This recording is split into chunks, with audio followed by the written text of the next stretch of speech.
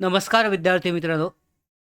MPSC घटक संवर्ग संयुक्त सेवा पूर्वपरीक्षा 2027 अंतर्गत मागच्या व्हिडिओमध्ये आपण देशाचं म्हणजे भारताचं जे आर्थिक बजेट आहे 2026-27 यावर आधारित जे महत्त्वाचे प्रश्न होते, परीक्षाभिमुख येण्याची शक्यता असणारे हे प्रश्न आपण पाहिले होते. तर आजच्या व्हिडिओमध्ये सगळ्यात महत्त्वाचं म्हणजे भारताच्या आर्थिक बजेटवर पेक्षा जास्त महाराष्ट्राचं जे आर्थिक बजेट आहे यावरचे प्रश्न हे येण्याची शक्यता सगळ्यात जास्त आहे. त्यामुळेच हे लाईव्ह रेकॉर्डेड सेशन जे आहे तुमच्यासाठी प्रीमियर करत आहे. एम-पी-एस-सी संयुक्त परीक्षा 2027साठी 2026-27साठी महाराष्ट्राचा अर्थसंकल्प बजेट 2026-27 अर्थव्यवस्था यावरच्या आधारित प्रश्न आपण पाहणार आहोत. तुमचं सगळ्यांचं नोकर भरती या यूट्यूब चॅनलवर सगळ्यांचं मनापासून स्वागत.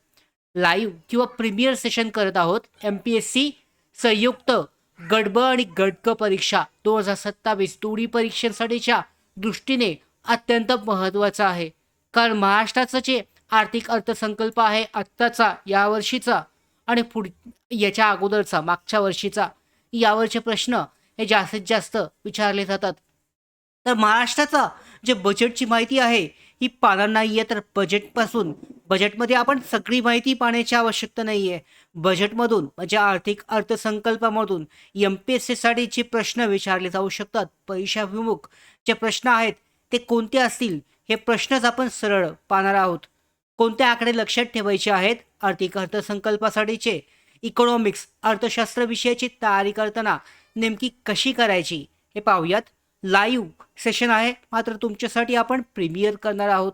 तर यामध्ये जाणून घेऊयात. पहिला आपण पाहणार आहोत एम-पी-एस-सी संयुक्त परीक्षा 2027ची तयारी करताना. विद्यार्थी मित्रांनो, एम-पी-एस-सी संयुक्त गट आणि गट तयारी करताना एक गोष्ट लक्षात ठेवा. पूर्वपरीक्षा वेगळी आणि मुख्य परीक्षा वेगळी अशी तयारी करण्यापेक्षा इंटग्रेटेड प्रिपरेशन म्हणजेच दोन्ही परीक्षेसाठीचं परीक्षाभिमुख तयारी करणं फायदेशीर ठरू शकतं. आता यामध्ये जे एम-पी-एस-सीची तयारी करणारे ज्यांना अनुभव आहे त्या उमेदवारांची वेगळी असते. मात्र आत्ता काय झालंय, तलाठी पदभरतीमुळं यामध्ये खूप जास्त अर्ज आलेले आहेत. ज्यांनी आत्तापर्यंत सरळ सेवा भरती दिली होती, परीक्षा दिली होती, ते उमेदवारसुद्धा एम-पी-एस-सीसाठीच्या परीक्षेसाठी अर्ज केलेला आहे. तर यामध्ये जे काही सुरुवातीपासून बेसिक सुरुवात करतायत तर सुरुवातीपासूनच मूलभूत कन्सेप्ट तुमच्या मजबूत असणं आवश्यक आहे.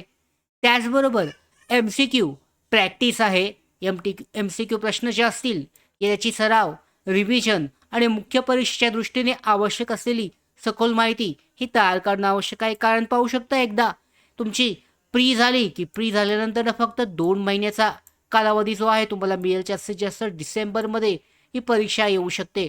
त्यामुळे खूप कमी वेळ तुम्हाला मेन्ससाठी मुख्य परीक्षेसाठीची तयारी करण्यासाठी असेल आणि मुख्य परीक्षा जवळजवळ 200-300 मार्क्ससाठी असते. तर यामध्ये आपला अभ्यास जो आहे 3 भागांमध्ये एवढं आवश्यक आहे.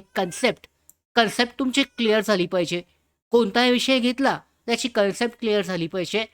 त्याच्यानंतर त्याची रिव्हिजन, त्या कन्सेप्टची रिव्हिजन आणि क्वेश्चन, त्याच्यानंतर तुमची क्वेश्चन प्रॅक्टिस असेल, मॉक टेस्ट हे घेतले पाहिजेत. त्यानुसार तयारी ही केली पाहिजे. फक्त पुस्तक वाचून तुम्ही परीक्षा पास होऊ शकत नाही आहे. त्याची वाचणं, त्याचं समजून घेणं, तो प्रश्न समजून घेणं, त्याच्यामध्ये आता तुम्ही जर एम-पी-एस-सीचं पाहिलात तर एम-पी-एस-सीचे प्रश्न हे यामध्ये तुम्हाला स्पष्ट असे एम-सी-क्यू पद्धतीचे नसतात. त्यामध्ये थोडंसं वेगळ्या पद्धतीने प्रश्न विचार करायला लावणारे प्रश्न असतात. या कारणामुळे प्रश्न सोडवताना तुम्हाला त्या पद्धतीने तयारी करणं आवश्यक आहे. यामुळे जास्तीत जास्त प्रश्न त्या पद्धतीचे सोडवणं हे आवश्यक असतं. त्याचबरोबर त्यामध्ये होणाऱ्या ज्या चुका आहेत या चुका सुधारून त्याची रिव्हिजन करणं सुद्धा महत्त्वाचं आहे. आणि हा आजचा अभ्यासाचा आपला क्रम असणार आहे. हाच अभ्यासाचा क्रम आहे. हा सगळ्यात महत्त्वाचा आहे. यशासाठी एम-पी-एस-सीसाठीच्या परीक्षेमध्ये यश मिळवण्यासाठी याच पद्धतीचा हा क्रम तुमचा असणं आवश्यक आहे. आता पाहूयात महाराष्ट्राचा आर्थिक अर्थसंकल्प बजेट 2026-27 आपल्या मुख्य विषयाकडे वळूयात. सुरुवात करूयात. महाराष्ट्राचं बजेट 2026-27 माननीय मुख्यमंत्री देवेंद्र फडणवीस यांनी मांडले असून त्यामध्ये सामाजिक समता आणि यामध्ये समतेच्या विचाराला विशेष महत्त्व देण्यात आलं होतं. आता हा सुद्धा महत्त्वाचा टॉपिक अत्यंत म्हणजे जे काही परीक्षेमध्ये येण्याचे अर्थसंकल्पावर आधारित परीक्षेमध्ये येण्यासाठीचे जे प्रश्न आहेत तेच प्रश्न आपण पाहणार आहोत. जास्त वेगळा अर्थसंकल्प पाहण्याची अजिबात आवश्यकता नाही आहे. तर यामध्ये जर पाहिलं तर कालखंड हा महत्त्वाचा आहे. स्मरणीय घटना असतील यामध्ये अर्थसंकल्प जेव्हा मांडला गेला तर यामध्ये महात्मा फुले यांची 200वी जयंती, संत गाडगेबाबा यांची 101वी जयंती, त्याचबरोबर महामहिम डॉक्टर बाबासाहेब आंबेडकर यांच्या पाहू शकता घोकाड तळी सत्याग्रहाचे 100वी वर्षगांठ हे सुद्धा तुम्हाला लक्षात ठेवणं आवश्यक आहे. या अंतर्गत यामध्ये उल्लेख करण्यात आला हा कालखंड असेल, या कालखंडातील या महत्त्वाच्या घटना आहेत. तर यामध्ये पाहिलं या घटनांचा समावेश यामध्ये होतो.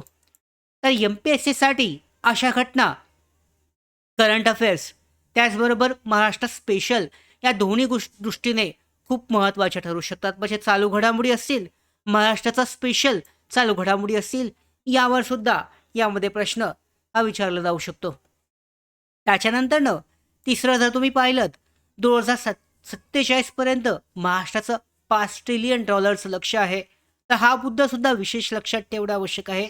महाराष्ट्रामध्ये 2047 पर्यंत $5 ट्रिलियन अर्थव्यवस्थेचं लक्ष हे ठेवलेलं आहे. 2026-27च्या अर्थसंकल्पामध्ये मांडताना यामध्ये पुढील 20 वर्षासाठीचं हे आर्थिक लक्ष जे आहे हे ठेवण्यात आलं आहे. यामध्ये प्रमुख 3 क्षेत्रांचा वाटा असणार आहे. कृषी आणि संलग्न क्षेत्र आहे. त्याच्यानंतर सध्याच्या अंदाजे $55 बिलियन वरून $500 बिलियन पर्यंत हे वाढण्याचं लक्ष आहे. उद्योग क्षेत्र $123 बिलियन वरून $1500 बिलियन पर्यंत वाढवण्याचं लक्ष आहे 20 वर्षामध्ये. सेवा क्षेत्र यामध्ये $32 बिलियन वरून $3000 बिलियन पर्यंत हे वाढवण्याचे लक्ष टार्गेट ठेवलेलं आहे. आणि या सगळ्यांची एकत्रित बेरीज केली तर $5 ट्रिलियन हा आकडा MPSC विद्यार्थ्यांनी विशेष लक्षात ठेवणं आवश्यक आहे. 2026-27चा या अर्थसंकल्पामध्ये या पद्धतीने हे महत्त्वाची ही गोष्ट आहे. यामध्ये टार्गेट ठेवलेलं आहे 2047 पर्यंतचा. तर आजच्या आता जो झाला बजेट 2026-27चा या बजेटचे अर्थसंकल्पाचे महत्त्वाचे आर्थिक मुद्दे जाणून घेऊयात. आपण फिजिकल डेफिशिट आपण पाहिलं होतं, राजकीय कोषीय तूट. या अगोदर आपण जेव्हा भारताचा अर्थसंकल्प पाहिला होता त्या अर्थसंकल्पामध्ये सुद्धा राजकोषीय तूट ही समजून घेतली होती. पुन्हा एकदा रिव्हिजन करूयात. राजकोषीय तूट म्हणजे सरकारच्या एकूण खर्चाची सरकारला मिळणाऱ्या उत्पन्नाची अशी तफावत जी भरून काढण्यासाठी सरकारला कर्ज घ्यावं लागतं. यालाच फिजिकल डेफिशिट म्हणजे राजकोषीय तूट हा महत्त्वाचा मुद्दा आहे. आता MPSCमध्ये डेफिनेशन बेस्ड जे प्रश्न असतात व्याख्याबरोबर कन्सेप्ट जर सगळ्यात महत्त्वाचं म्हणजे एखादा प्रश्न जो आहे हा कन्सेप्टवर जास्तीत जास्त प्रश्न हे MPSCसाठी विचारले जातात. त्यामुळे कन्सेप्ट बेस्ड प्रश्न आला तरी तुम्हाला अडचण यायला नको. कन्सेप्ट ही क्लिअर असणं आवश्यक आहे. त्यामुळे फक्त आकडा पाठ करण्यापेक्षा फिजिकल डेफिशिट म्हणजे काय, म्हणजे राजकोषीय तूट म्हणजे काय, आता यामध्ये प्रश्नांचं स्वरूप कसं असतं पाहू शकता. आता अशा पद्धतीचा प्रश्न तुम्हाला असेल की यामध्ये राजकोषीय तूटचा यामध्ये 3 विधानं दिलेली असतील आणि त्यामधील बरोबर राजकोषीय तूटसाठीचं बरोबर विधान यामध्ये तुम्हाला ओळखायचं आहे. A बरोबर आहे, B बरोबर आहे, C बरोबर. अशा पद्धतीचा प्रश्न विचारला जाऊ शकतो. तर अशा पद्धतीचे प्रश्न कन्सेप्ट यावर आधारित प्रश्न हे असणार आहेत. तर तुम्हाला जर समजलं असेल राजकोषीय तूट फिजिकल डेफिशिट म्हणजे काय, तर यानंतर बजेटमध्ये राजकोषीय तुटीची लक्ष्य जे आहे सुमारे 2.8% ठेवण्यात आलं आहे. महत्त्वाचं हे राज्याचं महाराष्ट्र राज्याच्या अर्थसंकल्पामध्ये 2.8% इतकी राजकोषीय तुटीचं लक्ष फिजिकल डेफिशिट टार्गेट हा ठेवण्यात आला आहे 2026-27साठी. म्हणून हा आकडा आणि त्याचा अर्थ हा दोन्ही लक्षात ठेवणं आवश्यक आहे. आता महाराष्ट्राचा आर्थिक विकास पाहिला तर भारत आणि महाराष्ट्राच्या आर्थिक वाढीकडे पाहूयात. तर यामध्ये माहितीनुसार GDP जो ग्रोथ रेट आहे हा 7.7%, तर महाराष्ट्राची आर्थिक वाढ ही 7.3% असल्याचं नमूद आहे. यावरचे प्रश्न खूप महत्त्वाचे असतात. यावर प्रश्न हे विचारले जातात. आता इथे विद्यार्थ्यांनी एक गोष्ट हे लक्षात घेणं आवश्यक आहे. परीक्षेमध्ये किंवा ग्रोथ रेट किती असा प्रश्न न येता ग्रोथ रेट, त्याचबरोबर GDP, फिजिकल डेफिशिट म्हणजे राजकोषीय तूट आहे, रेव्हेन्यू कॅपिटल एक्सपेंडिचर भांडवली खर्च जो आहे याच्यामधील फरक, अशा पद्धतीचे कन्सेप्टवर आधारित प्रश्न विचारले जाऊ शकतात. आणि यासाठीच अर्थव्यवस्थेच्या महत्त्वाच्या कन्सेप्ट तुमच्या क्लिअर असणं आवश्यक आहे. कारण जेमध्ये MPSC थोडा वेगळ्या पद्धतीचा हा पॅटर्न असतो. यामध्ये तुम्हाला आकडा विचारण्यापेक्षा, सरळ माहिती विचारण्यापेक्षा त्याची कन्सेप्टवर जास्त भर दिला जातो. 6वा मुद्दा पाहूयात. महाराष्ट्राचा कर महसूल, जो टॅक्स आहे, कर महसूल हा किती आहे? महाराष्ट्र सरकारला महसूल कुठून मिळतो हे सगळ्यात पहिल्यांदा पाहूयात. राज्याच्या कर महसुलामध्ये महत्त्वाचे जे स्रोत आहेत, स्टेट GST आहे, राज्य सरकारचे GST, त्याच्यानंतर ना सेल्स टॅक्स म्हणजेच संबंधित कर महसूल, विक्री कर आहे, स्टॅम्प ड्युटी आणि रजिस्ट्रेशन आहे, आणि स्टेट एक्साईज यामधून राज्याला महसूल जमा होतो. यामध्ये GST नंतरनं राज्याच्या कर महसुलाच्या रचनेमध्ये मोठा बदल हा झालेला आहे. MPSCसाठी विद्यार्थ्यांनी राज्याचे कर, केंद्राचे कर, डायरेक्ट टॅक्स आणि इनडायरेक्ट टॅक्स यामधील फरक हा समजून घेणं महत्त्वाचं आहे. 16वा वित्त आयोग महत्त्वाचं. 16वा वित्त आयोग जो आहे याबद्दलचे प्रश्न सुद्धा पाहूयात. वित्त आयोग जो आहे, 16व्या वित्त आयोगाची शिफारस 2026 ते 2031 या कालावधीसाठी करण्यात आली आहे. वित्त आयोग हा महत्त्वाचा असा टॉपिक आहे. यावरती स्पेशल एक व्हिडिओ जो आहे आपण घेणार आहोत. केंद्राकडून राज्यांना मिळणाऱ्या करांच्या वाटपामध्ये महाराष्ट्राचा वाटाही हा महत्त्वाचा आहे. महाराष्ट्राचा हिस्सा हा 15व्या वेतन आयोगाच्या तुलनेमध्ये वाढून 6.441% असल्याचं यामध्ये नमूद झालेलं आहे. म्हणून विद्यार्थ्यांनी 16वा वित्त आयोगाच्या 15वा वित्त आयोग विरुद्ध 16वा वित्त आयोग यामध्ये काय काय बदल झाले आहेत हे सुद्धा लक्षात ठेवणं आवश्यक आहे. आता अर्थशास्त्र, इकॉनॉमिक्सचा अभ्यास करताय तर कसा करायचा, सर्वात महत्त्वाचा प्रश्न आहे. इकॉनॉमिक्स नक्की अवघड आहे का? तर तुम्ही जर पाहिलं तर इकॉनॉमिक्स हा विषय कन्सेप्टच्या दृष्टीने समजलेला आणि तुलनेनं स्कोरिंग ही होऊ शकते. जर तुम्हाला कन्सेप्ट समजली तर नक्कीच तुम्हाला स्कोरिंग जी आहे त्यामध्ये मिळू शकते. अनेक विद्यार्थ्यांना इकॉनॉमिक्सची भाषा जी आहे ही थोडीशी कठीण वाटते. म्हणजे GDP असेल, GMP असेल, फिजिकल डेफिशिट असेल, रेव्हेन्यू डेफिशिट असेल, इन्फ्लेशन असेल, मॉनिटरी पॉलिसी, फिजिकल पॉलिसी, हे शब्द पहिल्यांदा अवघड वाटतात. मात्र त्याची कन्सेप्ट समजून घेतली तर त्यामध्ये भाषेमध्ये समजून घेतला तर प्रश्न सोडवणं हे सोपं जाऊ शकतं. यासाठीच MPSCकडे तुम्ही जास्तीत जास्त प्रश्न वाचण्यापेक्षा तुम्ही कन्सेप्ट अगोदर समजून घ्या आणि त्याच्यानंतरनं त्याचा सराव करा. तर इकॉनॉमिक्समध्ये माझा सल्ला पुन्हा एकदा, आकडे पहिली कन्सेप्ट समजून घ्या, त्यानंतर आकडे लक्षात ठेवा. फक्त आकडे पाठ करून तुम्हाला स्कोरिंग जे आहे यामध्ये मिळणार नाही आहे. आता यावरती आधारित आपण सगळा आर्थिक बजेट पाहिलेलं आहे. परीक्षाभिमुख कोणकोणते कशा पद्धतीचे प्रश्न विचारले जाऊ शकतात, आकडेवारी कमी विचारली जाऊ शकते, त्याच बदल्यात जास्तीत जास्त प्रश्न जे आहे हे कन्सेप्टवर येऊ शकतात अशी शक्यता हे जास्त आहे. तर MPSCसाठी प्रश्न हे कसे तयार होऊ शकतात, कशा पद्धतीचा प्रश्न विचारला जाऊ शकतो. पहिला प्रश्न आपण आजच्या महाराष्ट्र राज्याच्या अर्थसंकल्पावर आधारित पाहूयात. महाराष्ट्राने 2047 पर्यंत किती ट्रिलियन डॉलर अर्थव्यवस्थेचं लक्ष ठेवलंय? तर $5 ट्रिलियन. त्याच्यानंतर असा प्रश्न विचारला जाऊ शकतो, फिजिकल डेफिशिट म्हणजे काय? किंवा 3 व्याख्या दिलेल्या असतील फिजिकल डेफिशिटच्या, त्याच्यामधली बरोबर कोणती हे ओळखायला सांगितलं जाऊ शकतं. सरकारच्या एकूण खर्च आणि प्राप्तीतील अशी तूट जी कर्जासह वित्त पुरवठ्याची गरज निर्माण करते म्हणजेच फिजिकल डेफिशिट म्हणजेच राजकोषीय तूट.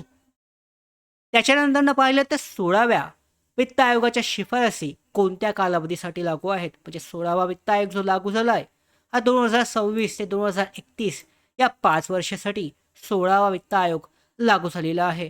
तर अशा प्रकारच्या बजेटमधून थेट प्रश्न किंवा कन्सेप्टवर आधारित प्रश्न विचारले जाऊ शकतात. विद्यार्थ्यांसाठी अभ्यासाची स्ट्रॅटेजी अर्थशास्त्र इकॉनॉमिक्ससाठी कशी असावी? तर एक दररोजची स्ट्रॅटेजी तुम्ही पाहिलीत तर 1 तास नवीन टॉपिक तुम्हाला घ्यायचा आहे, 30 मिनटं त्याची रिव्हिजन करायची आहे, 30 मिनिटामध्ये त्याचा MCQ प्रश्न घ्यायचे आहेत आणि आठवड्यातून 1 दिवस फक्त रिव्हिजन आणि मॉक टेस्ट यासाठी द्या. जेवढ्या जास्त मॉक टेस्ट सराव प्रश्नपत्रिका सोडवता येतील तेवढं तुम्हाला जास्त त्यामध्ये फायदा होणार आहे. तर यामध्ये सातत्याने केलं तर अभ्यासक्रमाचा मोठा भाग तुमचा व्यवस्थित कव्हर होईल प्रत्येक विषयाचा. आणि सर्वात महत्त्वाचं म्हणजे एका विषयावर अनेक तुमचे जे स्रोत असतात. म्हणजे काय होतं, आजचा हा यूट्यूब चॅनलवर तुम्ही चेक केलं, उद्या दुसऱ्या यूट्यूब चॅनलवर तीच माहिती चेक केली. त्याचबरोबर प्रत्येक वेळी कंटेंट स्टडी मटेरियल तुम्ही चेंज केलं तर त्याचा तुम्हाला हा फरक पडणार आहे. त्याच्यामध्ये तुमचा अभ्यास एकत्रित होऊ शकत नाही आहे. यासाठी तुमच्या नोट्स सराव जे आहे हे व्यवस्थित तयार ठेवा.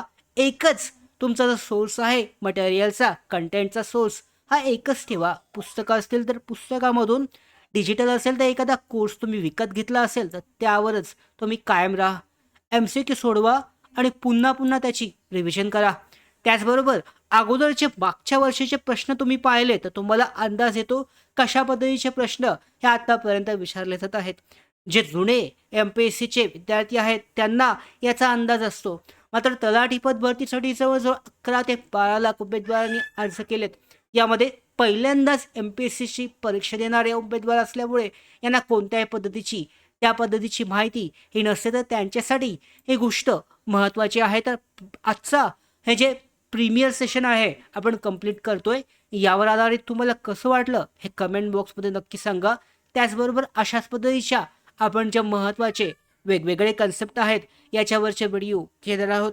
यासाठीच नोकर भारतीच्या यूट्यूब चॅनलला सबस्क्राईब करा. धन्यवाद.